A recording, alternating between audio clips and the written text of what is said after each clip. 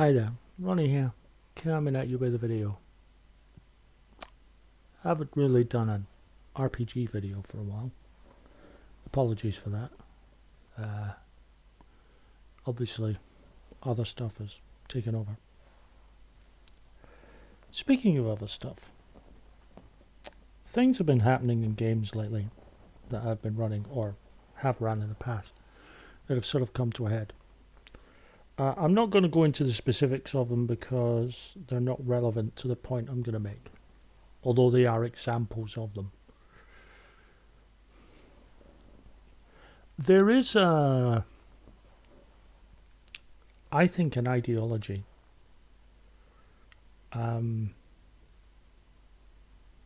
that the characters,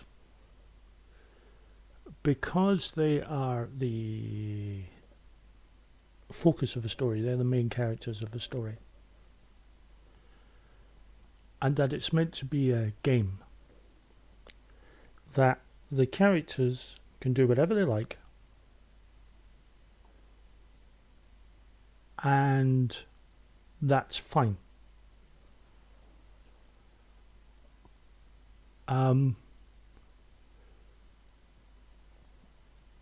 And I don't know whether this mentality has come from the notion of adventure games or MMOs, or even movies to an extent, where you'll get heroes in films, even sort of anti-heroes, who tend to do the most despicable things and get away with it.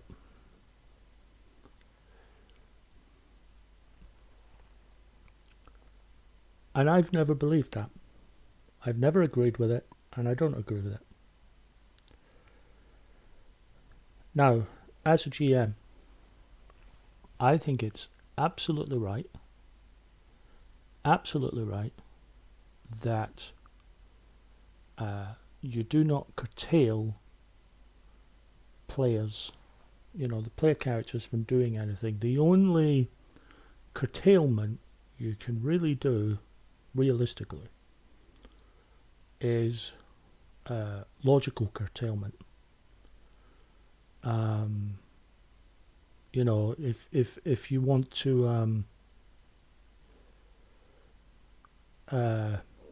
If you want to do a certain action within a specific amount of time, and as GM you realize you can't do that action in that amount of time, you might maybe be able to do that action, but maybe it takes longer. So if they're being very specific, you got to do one thing in a particular amount of time, you can actually turn around and say, no, that's not doable. Just sort of realistically. But otherwise, you've got to let your players explore the world. Now, it is true, I've run games where players are sort of swept up in a sort of larger storyline. Certainly been the case in Shintar, where I've ran one game which has been, a whole world at war, and I'm running one now where it's looking like it's on the brink of war, and the players are actually trying to maneuver things so they can stop it before it goes too far.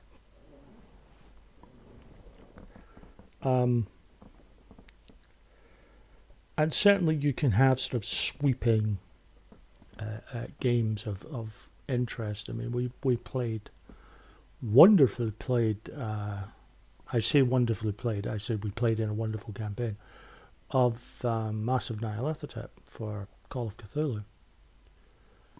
And that was very much a case of a bunch of characters getting swept up in in a sort of ongoing huge story. That was not really a sandbox game. Game I'm running at the moment on a Monday night on Pair of Geeks 2. There is an overarching story.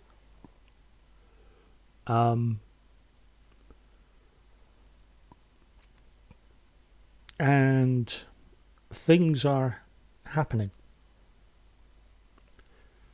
Some of those things the players are aware of, some of those things the players aren't. But they're happening. But beyond that, the players have taken an interesting path to where they currently are. And I'm enjoying that journey very much. There's no complaint here for that. It's been thoroughly entertaining. I'm enjoying it a lot. But this idea that characters can do things and nothing else, and nothing happens as a response to it, I think is wrong. Nothing happens in a vacuum in a game. If you are running a game, and I've made this point in other videos, if you are running a game, then that game has to be set in a living, breathing world. And what that means is, if you do an action, you can be held accountable for it. Now, that doesn't necessarily bring about a negative connotation,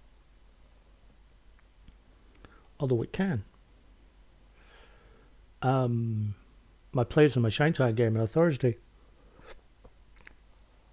the actions that they're taking are certainly, because of the actions they're taking, are inspiring sections of the populace that they desperately need to inspire. But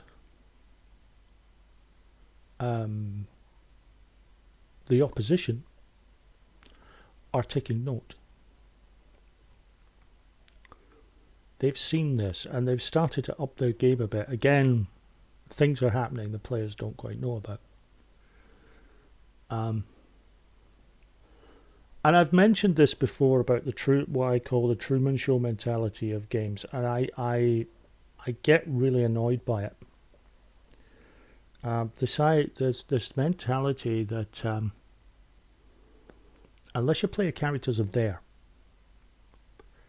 and interacting, that the rest of the world is stopped, that they're waiting on the player characters, they're waiting in first position to do the characters.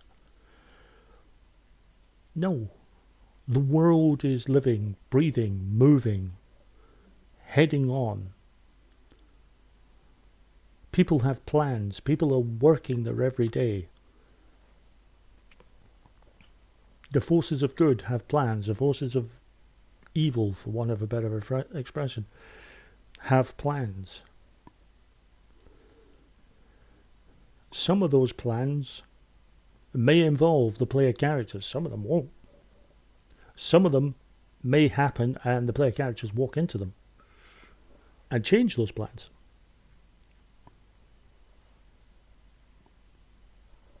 Because of player characters' actions, some plans may have been discarded.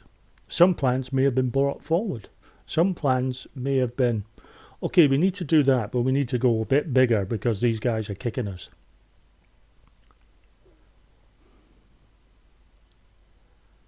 And that's the way it should be. But what I get really annoyed at is the this notion of players doing things and there being consequences for them. Of course there are consequences for them.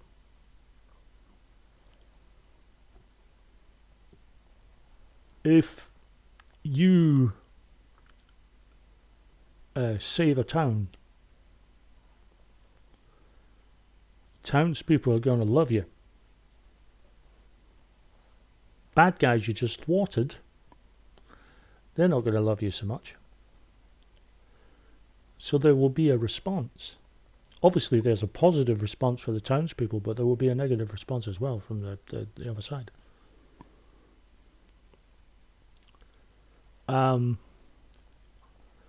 If you've got all your players, if you're running a campaign and all your players are pirates, by all means, they can decide that they want to be pirates and board ships and plunder and all the rest of it and take ships and all the rest of it. That doesn't mean they don't get caught. That doesn't mean that if they do get caught, they're not going to face trial, possibly execution, because of those actions.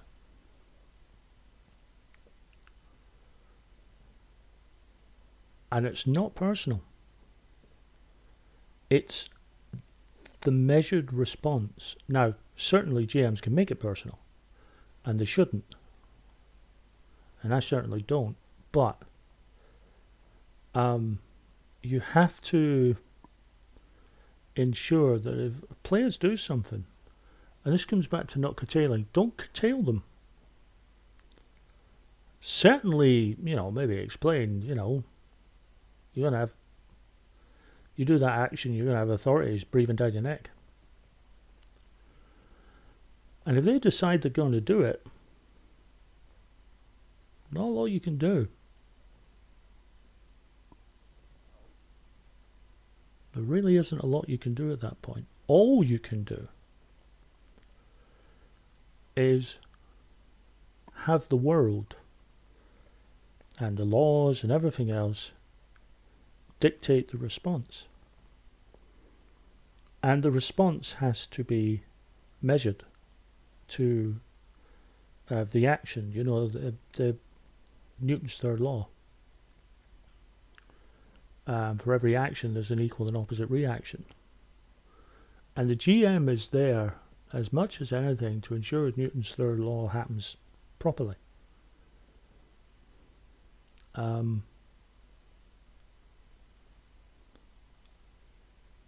Characters do bad things. And this isn't about a GM pushing any sort of personal morality. It's about understanding the world.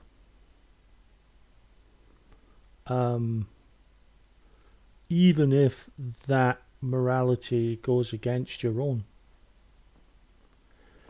For example,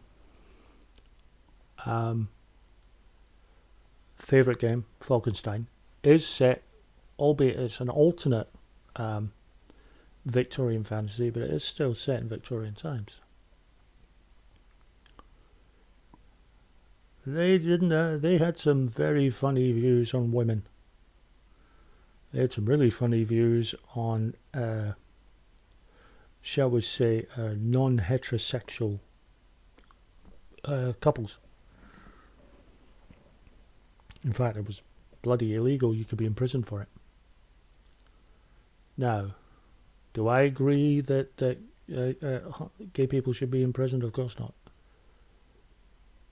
But if someone wants to play a gay character in a setting which is very sort of rigid that way, they do so understanding that should they be outed, either by themselves or someone else, they face being arrested, being tried, being imprisoned. They face violence. And that has to, as much as it disgusts me, that reality works. Because that represents the time.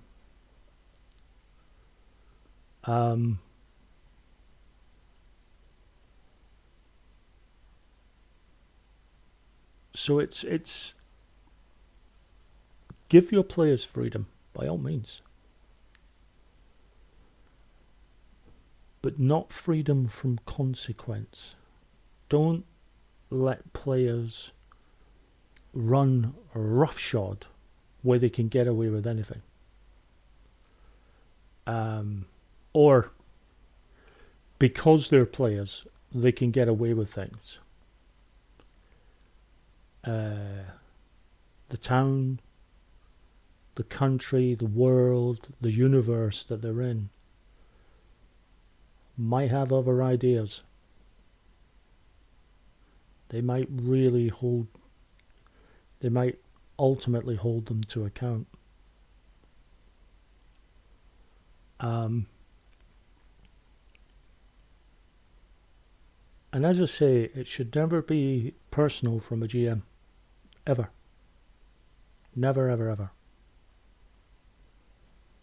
But it should be measured, and it should be a legitimate response to a legitimate action.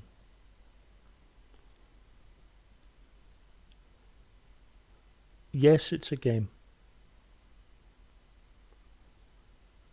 But unless there is danger, unless there are stakes, unless there is a real possibility that a certain action will lead to a dire consequence, all the way to sort of PC death,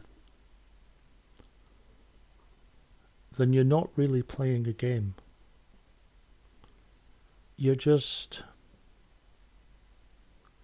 It's not a game. You're just doing a bit of live theatre, improv theatre. Any game has an element of chance, an element of risk, even if it doesn't. I mean, there are board games where that element of chance is represented by dice. There's some where that element of chance is represented by the cards that you draw. Sometimes the element of chance is based on risk versus reward. My daughter got me a game called Last Will. Lovely little board game, worker placement game. And one of the things you do at the start of each round is you place your worker where you want to go in the turn order. Now, the closer to first place in the turn order you get, the less actions you get to do. So if you want more actions, you go further down, but you run the risk that the spaces that you want to take, because it's a worker placement game, might be gone, and it'll be a wasted turn in a way. So it's risk versus reward, and I like that very much. So there should always be an element of risk, and always be an element of chance. In an RPG, there's always an element of risk.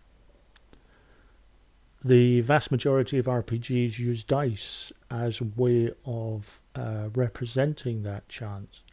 Some of them, a fair few of them, use a card system of one kind or another. Even Active Exploits, which is diceless, has a pool of points. And you can use those points. You could use all of them if you wanted to, realistically, to sort of push, push yourself forward.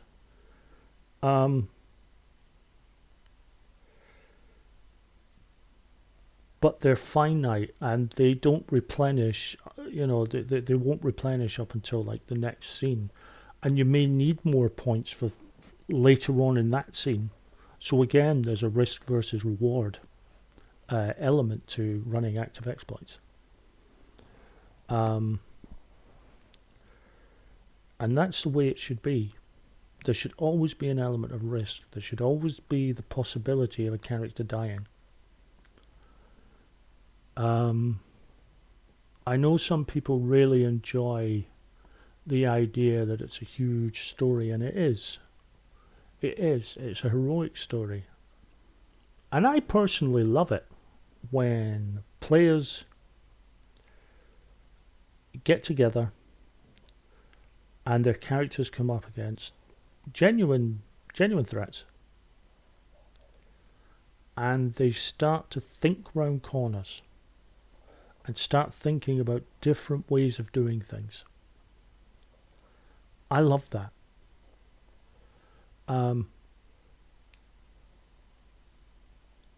Thinking, deciding, planning, working stuff out.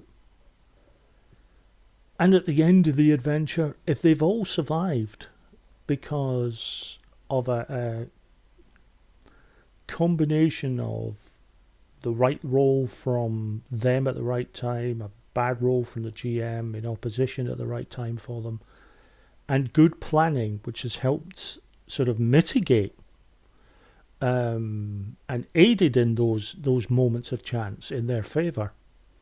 I love that. I think it's great. And like any GM, I certainly don't go out of my way to kill the characters, unless because it's paranoia, in which case they're all dead.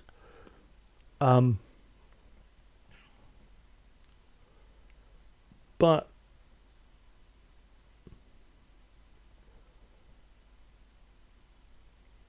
if you take that element of risk away, if you allow players to just run rampant without consequence of any kind, I don't think it's much of a game. I really don't.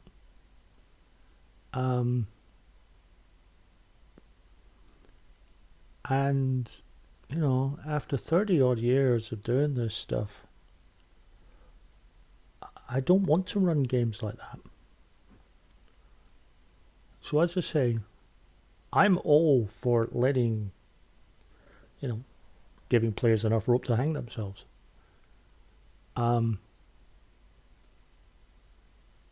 But consequences have to be there. There has to be risk. Without the risk, there's no reward. Even if your players succeed, it's a bit like succeeding through cheating. It's not a win that's earned. Whereas, if players take that risk on and succeed anyway, it makes the reward of succeeding in that mission, that quest, call it what you will, all the sweeter. And I think that's better. It's better for RPGs. And I think RPGs are better for risk. Always.